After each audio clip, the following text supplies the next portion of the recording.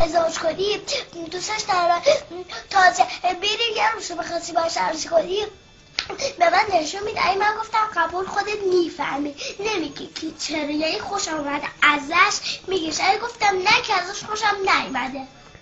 بعد اگه من ازش خوشم اومد بعد تو خوشت نیومد من چیکار کنم؟ نمیتونی هیچ کاری بکنی. نگیرمش؟ نه. چرا؟ من باید جمعتو بدم. از تو چی؟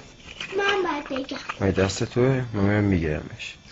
ببین به خدا به قسم آیه اگه تو بری سر خود در خود زن بگیری، من به خدا اگه خوشم نید ازش به خدا به جون اصلا راست بگم یا تو غذاش سوزن میریزم یا با چاقو میکشمش. چرا میکشیش؟ خب من دوستش دارم. اون چون که من اونو دوست ندارم آقا جان، دوستش ندارم، غلط کردم.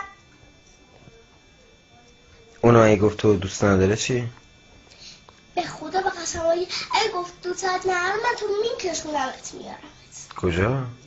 خونه. به خدا. خب من میخوام پیشش بمونم. خب من به خدا نمیذارم پیشش بمونی، یا اونو میذارم میکشمش تو بالش کنم یا تو رو. منو میکشی؟ نه تو رو.